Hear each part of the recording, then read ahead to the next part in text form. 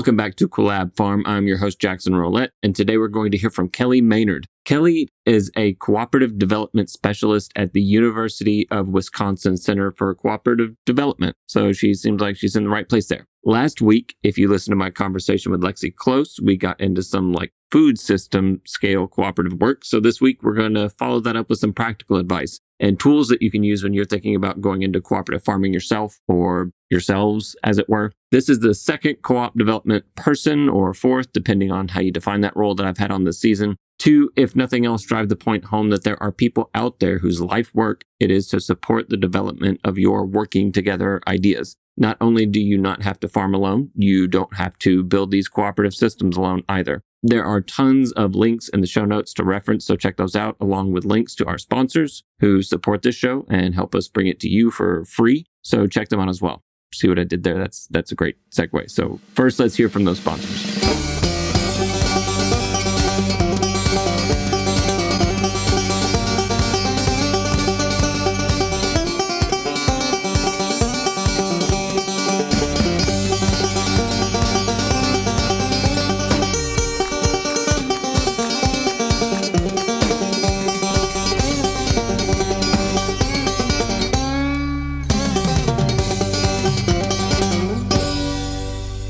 This episode is brought to you by Grow Organic.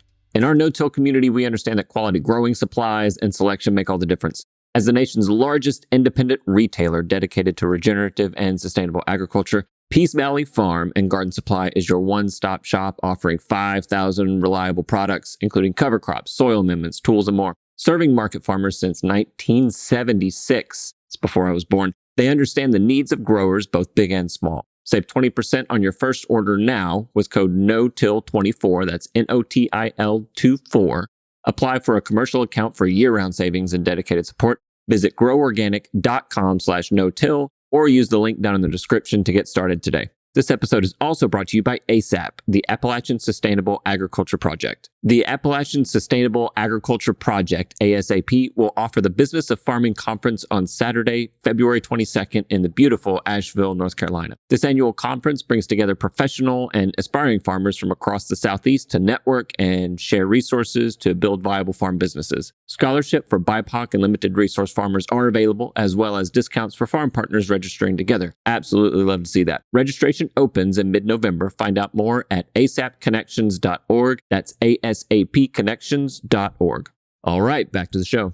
Well, Kelly, welcome to the podcast. Thank you. I'm happy to be here. I've provided a little bit of context in the introduction of the show, but tell us, what it is that you do and where you're from, and a little bit about, I guess, how you got into cooperative development work.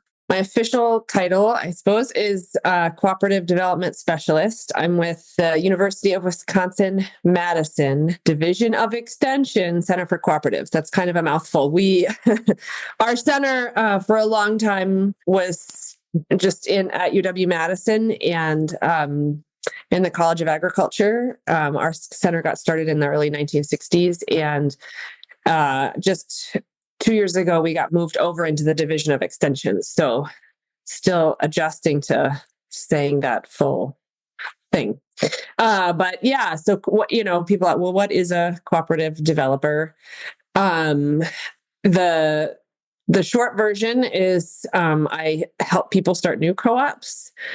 The kind of juicier, more descriptive version that I jokingly tell people is I'm a co-op doula and therapist, because co-ops are kind of hard entities to create, to birth, and because they involve people and decision making, and it's messy people stuff, and so hence the therapizing. But our center, I'm one of a team of 3 co-op developers at the center, and I am the person who tends to focus in the food and agriculture space just because of my background. I moved out to Wisconsin for grad school and got my master's in agroecology, and I was doing various bits of work related to local food system development for several years before I started at the center. So I've now branched out and worked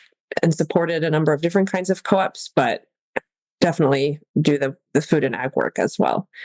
And how did I accidentally became a co-op developer. It was it was not really the plan. It's not necessarily like a thing you can specifically go to school for. When I finished grad school, I was trying to figure out what to do. And it was a kind of just a timing thing. There was a very newly formed producer cooperative that was just outside of Madison that had gotten started by a group of producers that were all on land at a newly formed farm business incubator that was trying to specifically support immigrant minority farmers. And in the Madison area, what that looked like was they had a kind of a mix of Hmong and Latino farmers. And they had just received some grant funding from USDA and we're creating some positions to do the work that was in these grants. And I applied and got a job. And at the time, I knew nothing about cooperatives. And the work that I was hired to do was to help coordinate kind of like a range of training and technical assistance activities that were for these producers, workshops. And we were, it was a cool opportunity because we had a lot of budget for translation and interpretation. So we were providing all these cool educational opportunities in Spanish and in Hmong that were otherwise, hadn't really been there before. And I speak Spanish. I was in a Peace Corps after college. And so was jazzed to be able to be using that in my work. And, but then as the project, went on, this group that was technically legally had become a cooperative, just, got to the point of wanting to think about how do we work together in that way and market together. And so I cut my teeth on co-op stuff kind of alongside them, like learning how to do it. We did have some co-op experts that we brought in at that point. I was not that person.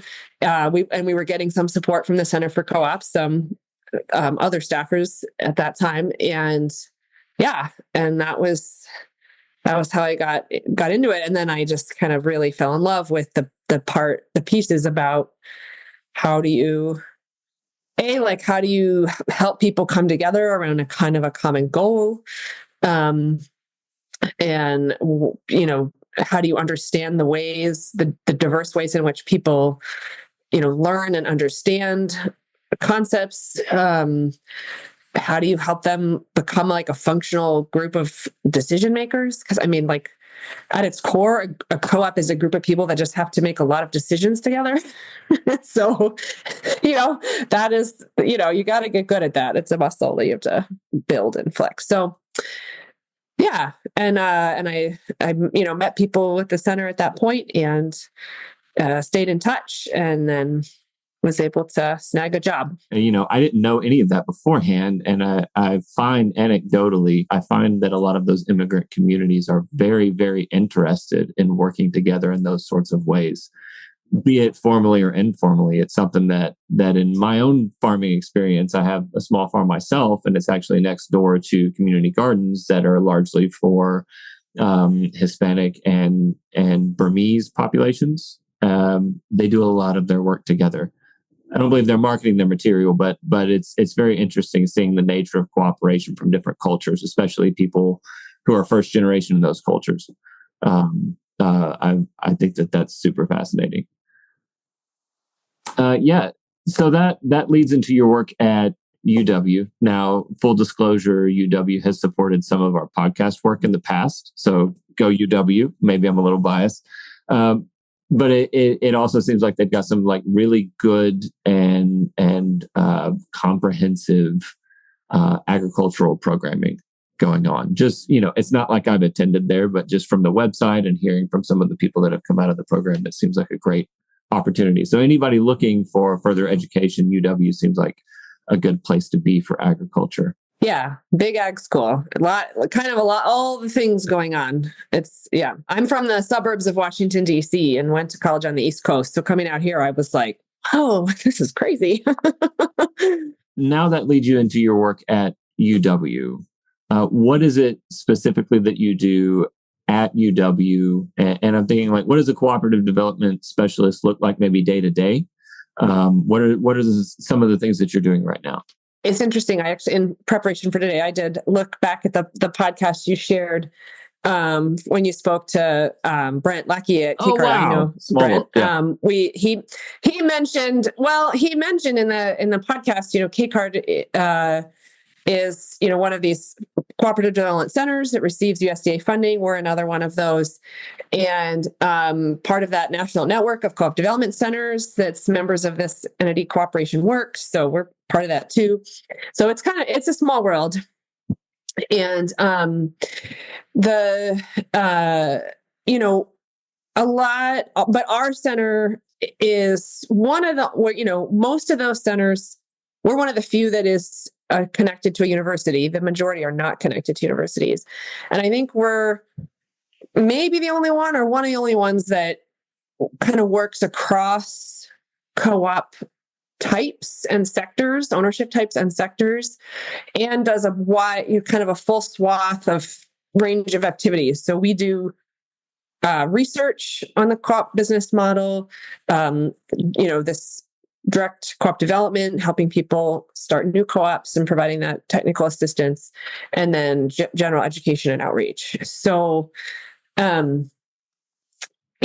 I'm, as a co-op developer, what I'm focusing on is like people come to us in various ways. Now that we're part of Extension, sometimes through county extension agents and other people are like, hey, I've heard some people are interested in maybe starting a co-op. Could you come talk to them?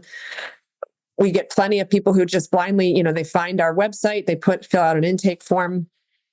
And, one of the key roles that I play initially and our team plays is like helping people kind of crystallize on their co-op idea and figure out if the co-op business model is actually going to be a good fit. It is not always. And it's never like a judgment on, if it's just, I would say of all the intakes that I receive and have, one or a few conversations with people, at least as many people end up not forming co-ops as forming co-ops. And I consider both of those successful outcomes, right? There are plenty of reasons why something's probably not going to make sense as a cooperative, and better that you find that out sooner than later. So, helping people, tease that out. And then, because we work broadly across, a range of sectors and types, we are a bit more generalists than specialists. I've, have some sectoral expertise in a couple of areas, but what I tell people is, there's going to be your business proposition. Why are you coming together, and what are you coming together to do? I may know something about that. I may not, and I can help you find some other, people who do know about that. But what I can help you do is all the kind of, if this is going to be a group of people that's going to function well together, there's a lot of learning that has to happen, a lot of kind of group practice stuff that has to get established. And that's where I come in. That's where I can focus. So I help people form, usually when a group is, before they formally incorporate, we call them a steering committee.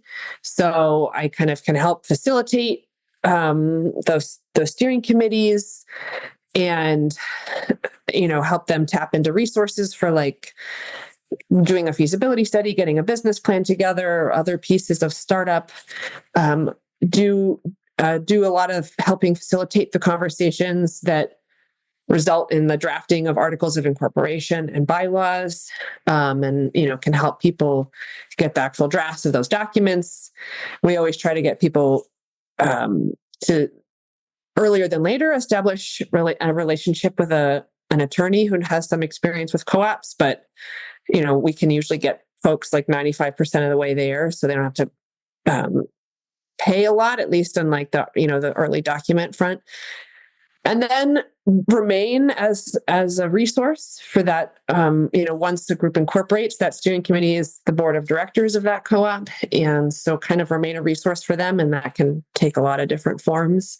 Sometimes it's just showing up to board meetings and being a resource, designing specific trainings, or finding materials on certain topics.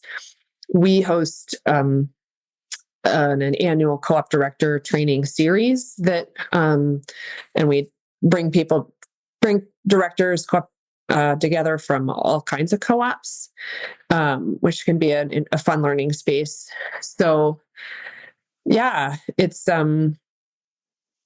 a little bit of, helping be a gopher to track stuff down for folks, but really making sure that people dedicate the time to thinking through the stuff that doesn't feel as sexy or as central to the business proposition, like how are we going to run meetings? What's our decision-making rule? How, are we going to go by consensus and unanimity? Are we voting? Are we, what tools do we use to manage conflict, right? These are the things that are harder to think about. We often have fewer tools to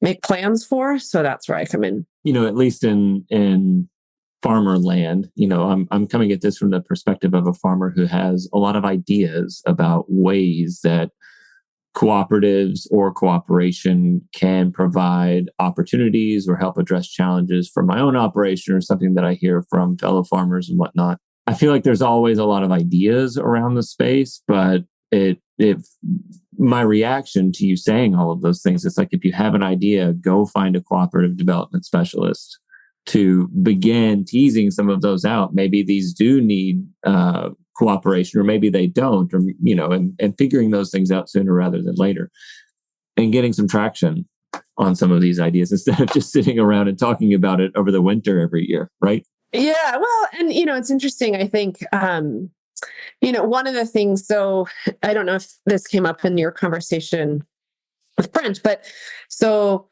cooperatives, to some extent, there's like elements in common across co-ops, but every state has their own statutes that pertain to co-ops. And so there are differences across the country. And in Wisconsin and Minnesota have some of the kind of most model comprehensive progressive co-op statutes out there. And one of the things that our statutes allow for are what we call hybrid or multi-stakeholder cooperatives. So these are co-ops that have different kind of types or classes of membership. And there are, probably a dozen examples at this point from within Wisconsin or more. And people get really excited about this idea, right? Because in theory, it's super cool to think about all these different groups of people working together. And so one of the calls I get is people like crazy excited about some multi-stakeholder co-op idea that's got like 6 classes of membership, and it's going to be, and I usually talk people down to as few classes as possible, maybe even just one at the end, or 2. And, I do it not to, I don't consider myself a pessimist, but I think I try to be a realist about this, and ask some hard questions, right? Like, I ultimately want you to succeed, and I obviously believe in the co-op model, or I would not be doing this work. But I also know that they are hard entities, and they're complex without adding layers of complexity. So yeah, it's, I definitely, it doesn't have to be me, but people should talk to co-op developers for sure. And maybe talk them off the ledge. Yeah. But also, sometimes we do have tools that, help. And I have this, I don't know if you've ever worked with a lean business model, Canvas, but we have this one pager we've adapted for the co-op model. And it is just all right, map your idea on this sheet. And then what is it? tell, is this a co-op? Is it not? Like, does it make sense when you like put these, answer these questions on a sheet of paper? Yeah. Is that something that's accessible to everyone? Is it on our website? We have a lot of resources on our website, and I lose track. I can certainly email it to you, and if it's not there, it's certainly one that I send to like just about everyone who emails or calls us as a tool to use with their groups. Either way, I'll make sure that it's available in the show notes. I'll get it from you one way or another, so that people can, at least as a thought exercise, go through and start filling something like that out as they think about their idea or looking for a development specialist or something. But yeah, I guess if, something that I found in the resources on your website mentioning that was something that you helped publish back in 2017. It was Coordinating Farm Labor Across Farms, a toolbox for diversified farmers and farm workers, which I thought was very apt for this conversation. Is that something that, one, is something that I've thought about a lot, and trying to provide somewhere near full-time employment for folks that want it across various farms that can only afford part-time employment. But yeah, can you just give us a rundown of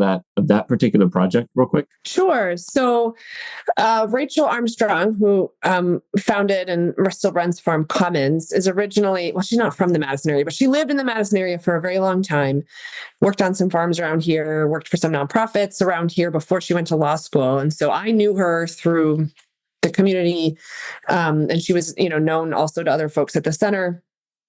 And I'm not going to remember exactly how we ended up talking together about this topic. But, she's based up in Duluth, Minnesota now. And I think there were some communities more in far northern Wisconsin, that were having these conversations about. There was a kind of a suite of issues, that, farms that maybe, they had full-time roles but very, short seasons, right? Especially the further north you go. But also up there, have a range of folks who are doing, veg. There's quite a bit of fruit production, and you've got livestock, and those all have different kinds of labor needs with different seasonality. And there's also, it's an area where there's a lot of tourism. And so there's like also an increasing housing challenge for that workforce, or, just straight up housing shortages, and certainly with affordable options. And so we had a couple of kind of forums, focus groups with folks way up in Bayfield or Ashland, to kind of, they were listening sessions. Essentially, we had, we facilitated them and asked them questions and got some feedback. And I had been part of also a farm labor project through another center at the UW campus where I used to work, the Center for Integrated Agricultural Systems, which is like the Sustainable Ag Center on the UW campus. And so had some experience talking about farm labor issues through that center. And so, I think with the groups in northern Wisconsin, we kind of proposed a couple of concrete possibilities. One of them kind of being this like workforce co-op. And it didn't end up getting enough traction up there. They didn't start it, but we thought, this is an idea. We know that this is a challenge in a lot of places. And so mapping out like, how would you do this? And what are some of the, legal structures you might use to do it? Was what resulted in that toolbox. And then interestingly, at almost the same time, or might have been just a little bit after we partnered on that with that resource, another of these co-op development centers out in our network, Rocky Mountain Farmers Union, actually piloted a project of a farm labor cooperative that was moved around farms, or they coordinated labor across a bunch of different farms. And I just actually recently reconnected with someone who's at that organization, who I don't know the current status of that group. I think it kind of, I don't want to speak for it because I don't know the status of it, but she's like working to kind of reinvigorate it, at least right now. And so it is an idea that has had traction somewhere. And, I would love to, I'm like, wait, just waiting for some, I'd love to help, form one. It is, I imagine, I could see it being quite a complicated, kind of enterprise to figure out. And I think you run up against the challenge of, and this happens also in like small scale marketing co-ops with like diversified producers, the cost of paying for a person or people to do the work of the co-op, like whatever that cuts into your, price you're getting for your product, or in the case of a farm worker, like ultimately a farm would have to pay a higher wage to the co-op for the labor from a farm worker, because there'd be like a little cut that the co-op would need to take for the work it does in coordination, right? So that kind of financial viability piece, I think, is tricky. One of the quotes that I pulled out of that piece was, if farmers come together to aggregate their labor demands, they can potentially attract a more qualified workforce, share the cost of training and compliance, streamline various HR operations. That's something that I have struggled with myself, is having very good, very highly qualified farm workers, and then trying to leverage ways to keep them around, so that I'm not, you also have to compare that to the cost of recycling your labor every year for new entrants and retraining. And, I've found that the people that I keep around the longest, are familiar with the systems, much faster at every task that I give them to do. So that's an area that I'm excited to explore. And something that I'm monkeying with right now is not just sharing labor across, say, specific types of farms, but various farms, so that the person who is working is getting experience on diversity of enterprises. So say they'll work on a vegetable farm when the vegetable needs are the highest, and then maybe a grazing operation when their needs are the highest, or how, finding farms in which the flow of work is compatible with one another. But yeah, I can definitely see, like, you've got to somehow cover the cost of that administrative overhead, whether it's in-house or whether it's with a cooperative. And I think, it is one of these things where, in the experience I have working with, smaller scale diversified producers who are, doing, who are certified organic or doing some sort of, marketing, CSA and, a lot of local marketing, it's just so hard to find the time, right? Like everyone's like, in some ways you're like constantly innovating in your business, and you're in part because you have to. And I feel like, and a lot of folks are kind of motivated in that way, but it is like, you do need to take some break, right? Everybody needs to and a couple months in the winter or whatever. And it becomes hard. Like, no, this winter we're going to devote all our time to figuring out this co-op idea, right? It's just like, it probably feels a little bit daunting. What are some of the elements of maybe successful co-ops that you've had experience with dealing with? Like, do you see any common traits or anything that successful co-ops tend to be successful because they do what?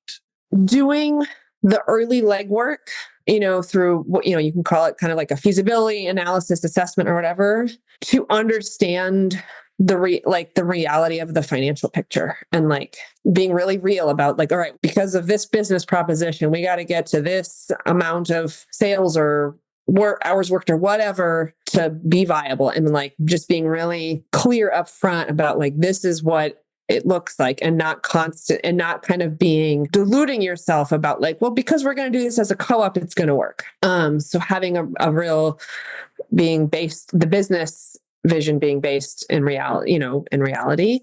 And I would say, and having people who are either they kind of get trained up in or come in with some amount of kind of business experience, business mindsets.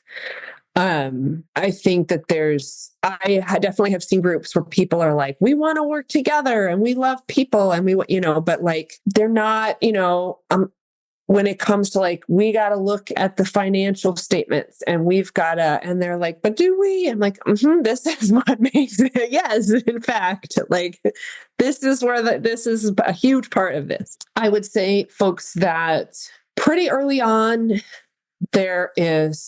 you can feel there's really a shared vision, right? It's not like there's like a person who's like, and I've recruited these other people, I think, both in addition to that, really kind of shared vision, purpose, a division of labor. It's never going to be equal perfectly across all the people, but I definitely have seen burnout in cases where like one or a couple of people just take on doing all the stuff. And then everybody else really just kind of like relies on them to do all the stuff. And that doesn't usually end well for a variety of reasons.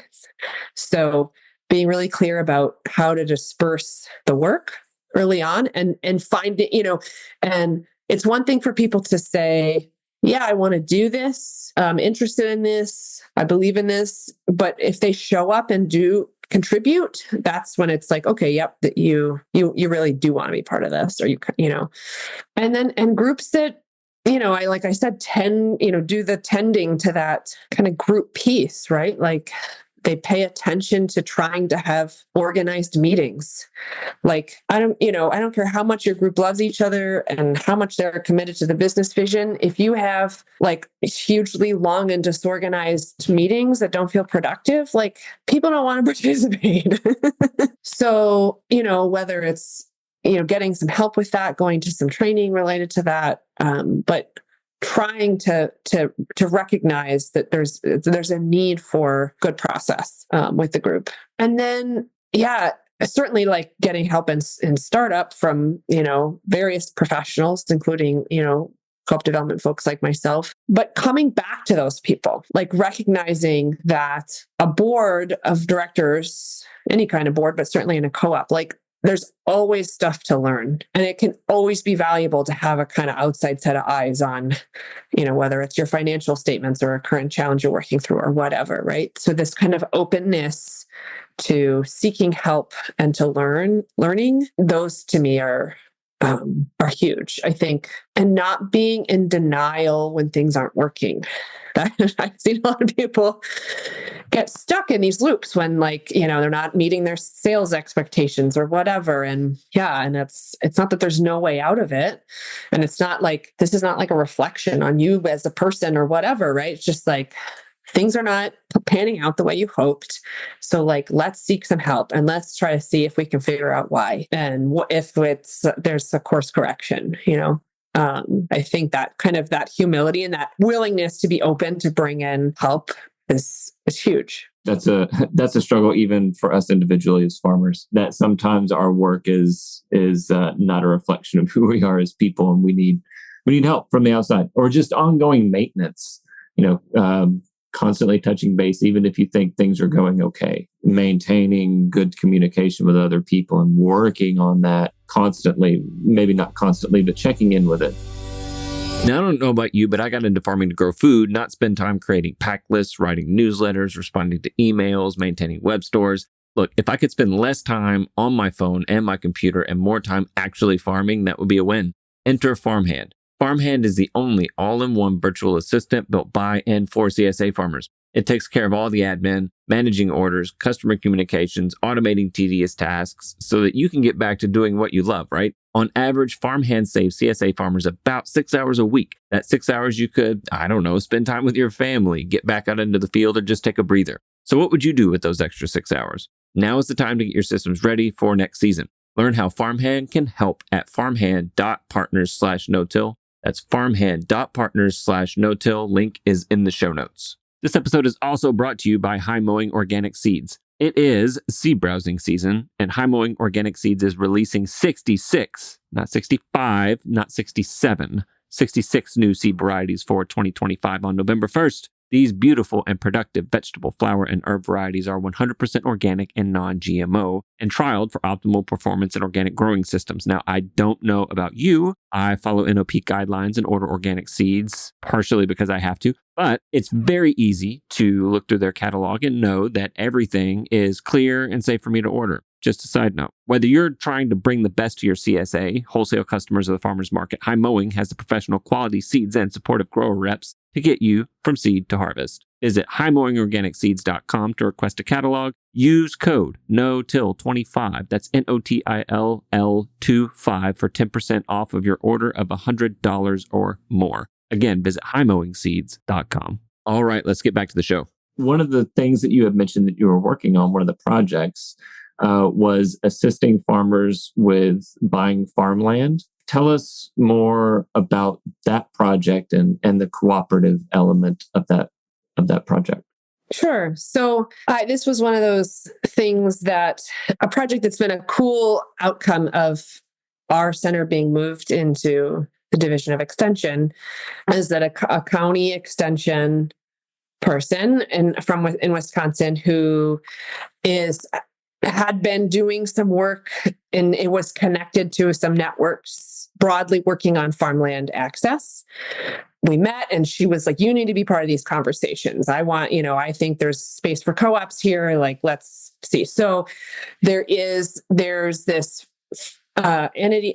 Hopefully I represent this mostly accurately because I was pulled in late in the game, but there's this farmland access hub, which has like a lot of partners on it.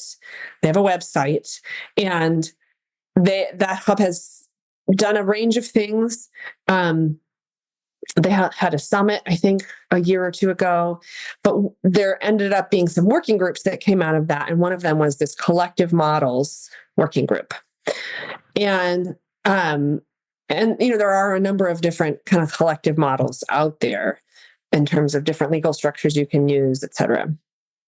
And I think that I live in a rural area. I don't farm, admittedly, but I live in on some land and I'm surrounded by farms. And one of the things that I see and I'm very aware of is that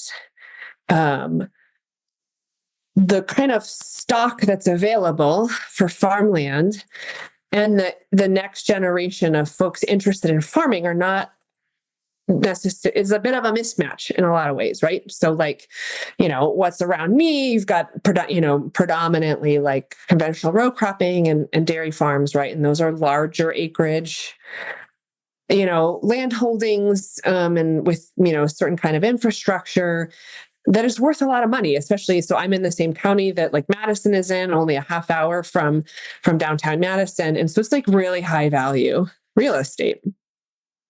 And if you're coming in, if you're not lucky enough to have become from a farm family where you might inherit some land, you're just getting into this. And maybe you're I only need 5 acres, but what's for sale is 100 acres or, just what? And it's, I think increasingly I stay tuned in enough to conversations in farming world to know that, certainly in the younger folks getting into farming now, there's certainly a lot of awareness about we don't need to break ourselves. There's a lot we can accomplish in community. We don't need to work alone. We're concerned about work-life balance and relationships and all these things. And so it's nobody, people aren't necessarily desiring to work totally isolated. And so the theory is that you can form a cooperative entity to buy farmland. And so that's pooling, capital from a larger group of people for the purchase of this land. And there are a couple of different ways that can play out. We have at this point, probably a few examples of what I would call or worker cooperative farms. So it's a single farm and it's run like a worker co-op. So the folks who work the farm together are all, employees of the farm and owners of the business. And then there's I'm actually working with my colleague at Extension, working on a guide for this model that would be more like, okay, I'm starting up a farming enterprise, you're starting up a farming enterprise. We find, 5 or 6 other people that have started or want to start their own farm enterprises, but nobody needs, 40 acres or 100 acres or whatever it is. And so we pool our equity to go in on a piece of land together. And amongst ourselves, we parcel it out. We say we're going to divide this up into units of 5 acres or 10 acres or whatever. And membership in the co-op gets you, an occupancy right or a usage right to X number of acres. And then from there, you could imagine maybe joint investment in infrastructure. Maybe there is some joint other activities that happen. So maybe some people do some marketing together, or I don't know, creating value-added products together. There's potential options, but at least at the outset, the purpose of the co-op was for that ownership access to farmland. And in a lot of ways, this shares similarities with the way that housing co-ops are structured. And so in a housing co-op, at least in equity housing cooperatives, you buy a membership share, which gives you ownership in the co-op. The co-op owns all the buildings, the land, et cetera. And then you get occupancy right to a unit. And so this is kind of analogous to that. And in the housing world, at least, there's a model. It's called limited equity housing cooperatives. And so it's a way to build in the intention of affordability over the long term. And so what you say is, and usually this is captured in the bylaws, as you say, whatever that membership share costs to come in, by some formula, we're going to allow that equity share to increase in some value over time at some rate, but it's not going to be market rate. So you're going to keep it, kind of control it, and allow, certainly if I buy into the co-op and I live in my, apartment or my, cottage or whatever for 10 years, and then I leave or I die or, my equity will have grown some amount, which is a lot of what one of the benefits of ownership, right, is that kind of earning there, but it is still not gone haywire because it's not fluctuating with the market. So, you could build a similar structure into this kind of farmland co-op as well, right? So that with the intention over time that we want, in 10, 15 years, whatever, when I move on from farming or somebody needs to leave, and we're trying to bring somebody new in, we're trying to keep it affordable for them. Yeah, it's not like you're both allowing equity to be built, and there are a lot of different avenues for equity to be able to be accumulated with somebody's production and input on the land. But you're also kind of providing a bit of a headwind against runaway market forces, right? At the same time. Recognizing that one of the whole reasons farmland is so unaffordable now is because of various market forces. Right. And I should say, one of the things that we're trying to be mindful of, and so I'm working on this guide, is that there are a number of states, Wisconsin included, that have laws around corporate ownership of farmland, limitations on corporate ownership of farmland, and a cooperative is a type of corporation. And so, it doesn't preclude it from being an option, but there are some kind of limitations. And so we'll certainly be including that information in the guide. But one of the things to circle back to Farm Commons is that the team there just came out with this phenomenal resource. Have we talked about this yet? That I will send you a link to it too. So I'm going to not say the name correctly, but it basically is a guide. So forever and ever, right? There's FSA farm ownership loans are like the coveted loan because of low rates, et cetera, right? And there's been this barrier to like, how do you access it as a group of unrelated persons? And the Farm Commons team, like, I don't know, they read the fine print. Anyways, they in theory have like cracked the code on how to do it. Like that if you read enough of the fine print, or I haven't read the whole guide, but it is basically how to access that loan program as a group of unrelated persons. And the models that they cite in the guide are using an LLC like legal structure. But when I spoke to Rachel about it, she was like, I don't know why a co-op structure wouldn't also work. Fundamentally, what you're still talking about is a group of unrelated persons. So, because that was one of the pieces of the guide, is like making sure, like I had wanted to reach out to a couple of, Farm Credit and other entities about like, if an entity came to you wanting to, a co-op entity wanting to borrow farmland, like how would you work with them? And like, what would be the limitations there, et cetera. So I was super excited that this guide was just released a couple weeks ago. And it's in English and Spanish, and yeah, it's on the Farm Commons website. So, there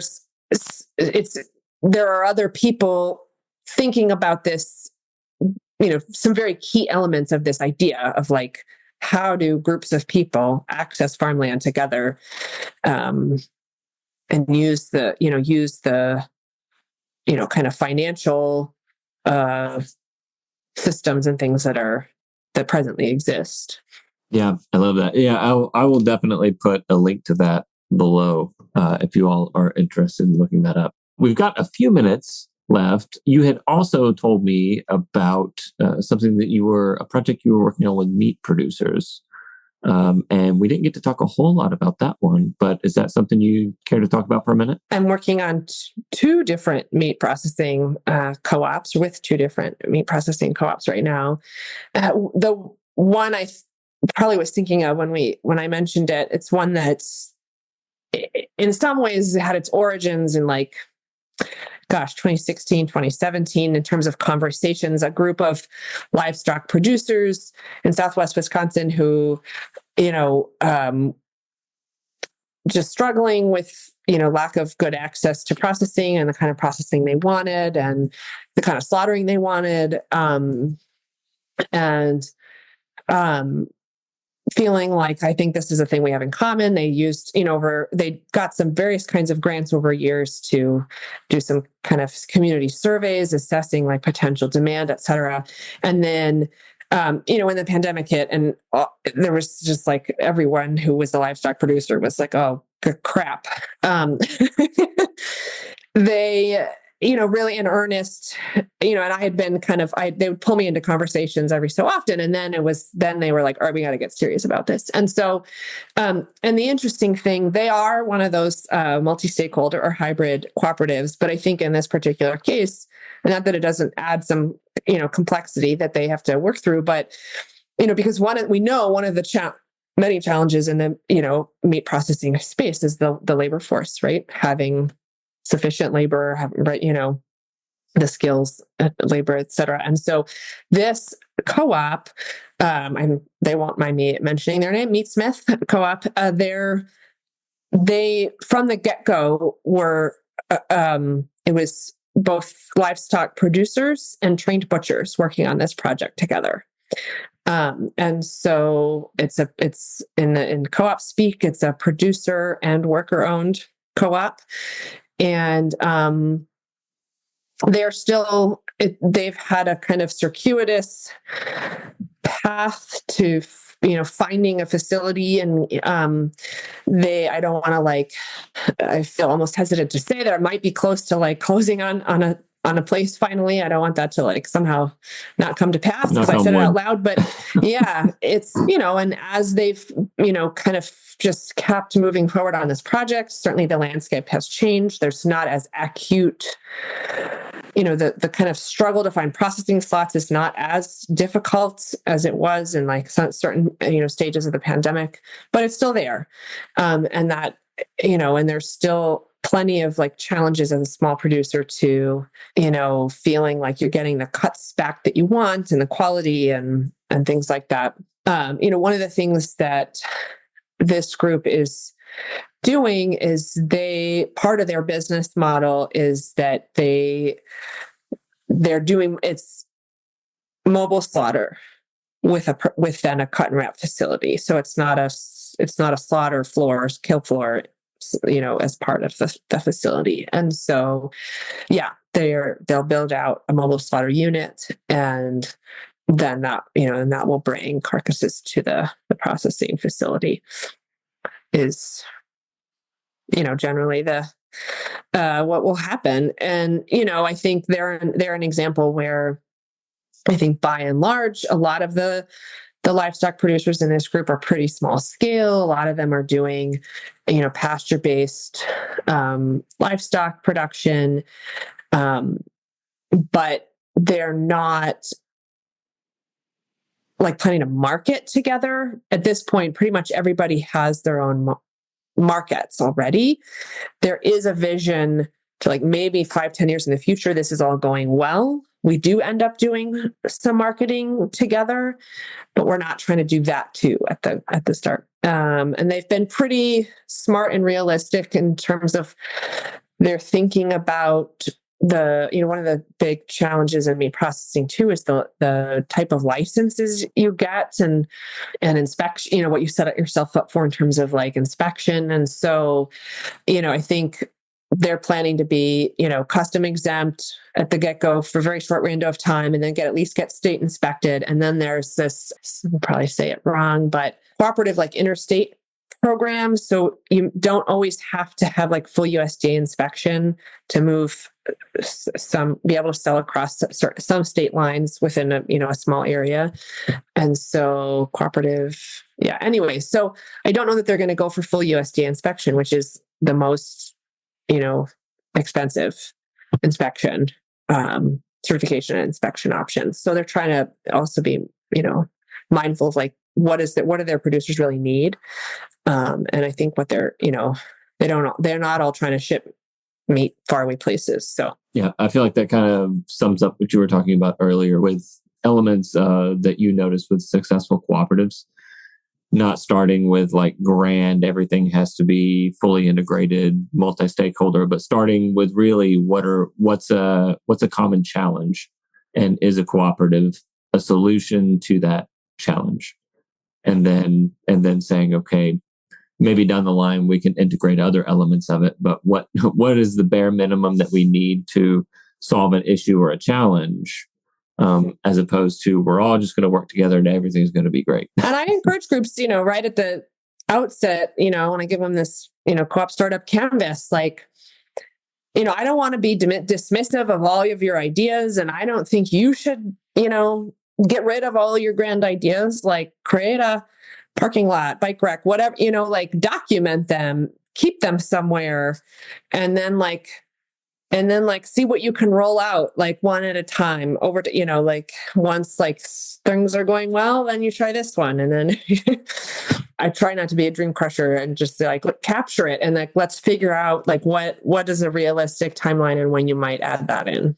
Kelly, is there anything else that I missed that you would like to add at the end of this conversation? Anything that you are interested in or passionate about or have wanted to talk about or say to, an audience of people that are thinking about cooperative development or what that means for their farms or their agricultural businesses? Yeah, it's interesting. A couple of years ago, I was on a panel at the Marble Seed Organic Farming Conference that was, broadly cooperation, collaboration in the food system. And, one of the folks on that panel was a producer and had been part of a small scale marketing co-op that had struggled, gotten going, struggled for a while, ultimately kind of came apart. And so, he had kind of more of a negative, was certainly imparting about like how hard it is to do these things. And we were asked, one of the messages I tried to impart in that conversation is that just because you might not start a marketing co-op or be part of a co-op for a farmland purchase, that there are ways that cooperation can like improve your life as a farmer, right? So like, can you work together with a group of people on childcare? Are there, I don't know, right? Like there's a lot of spaces and places in our lives that might be ripe for cooperation, that make our ability to farm easier. And my take-home message with that group too was that whether or not you ever, start a co-op or get involved with a co-op, if you ever have the opportunity or can, seek out the opportunity to do some sort of, facilitation training, conflict mediation training, any training that's related to like functioning well in a group, we all have spaces in which we need to function in groups. And we don't, in most of our formal education, we don't get training. We get thrown together to do group work, but we don't ever get told like, and this is the good way to go about it. And that like, these are skills that can come into play in so many ways. And so, and ultimately, these are the skills that like I spend most of my time working with folks on, right? And so I just encourage folks to like go all in on like learning some facilitation and group work skills, because they will serve you in one way or another in your life. Absolutely. Yeah. Do you have any resources top of mind that might be available to people who are listening to this? So I went through this really intense facilitation course that was offered for a long time through UW Continuing Studies, and several of my coworkers, we've all done it. And I used this book. Is it Nonviolent Communication? No, it's not nonviolent. I mean, that's also reading in that is also great. I will send you a link to this book. Okay. It has some great facilitation tools. I was also just in a great training today as part of this extension conference about integrative facilitation. We have one of our, we recorded a webinar in 2020 that just gave a very rough overview of some facilitation techniques and things to consider in board meetings and stuff like that. It's on our website. I can send you a link to that. But yeah, there is a lot out there, and even if it's just like listening to a podcast or watching a video for an hour, or having the time to read a book, like, or actually attend some sort of course, like, it's knowing how to work well in a group is invaluable. Whether you realize it or not, you're usually working in a group, I feel like. Mm-hmm. Yeah, right. Whether it's you're at your farmer's market, even though that's your booth, you're working with a group, or with your team, with your family, with church, school, community organizations. Yeah. I love it. I love it. Well, Kelly, thank you for being on the show, for sharing all of this. I love to have a cooperative development specialist on every season, and this is great. I feel like there's a lot of ideas here to get people kind of thinking about different ways that cooperation can happen, maybe some outside of the box. I really liked what you said about cooperating in other areas of your life to make farming easier, even though it may not specifically be farming. Thank you for being on. Absolutely. Thank you for having me.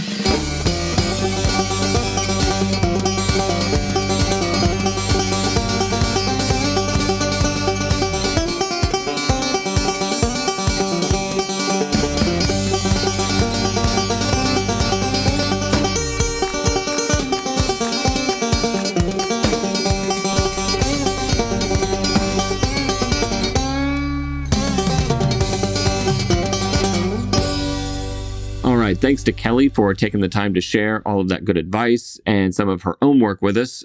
Thank you to Michael and Michelle for turning these podcasts into things that you can listen to. Willie Houston for the theme music. Our sponsors, Grow Organic, ASAP, Farmhand, and High Mowing for their contribution to keep this free, as well as our Patreon supporters at patreon.com/no-till-growers. So if you like the fact that pretty much everything we do is provided for free, you can help us keep it that way and support our work for just a few bucks a month, because many hands make light work.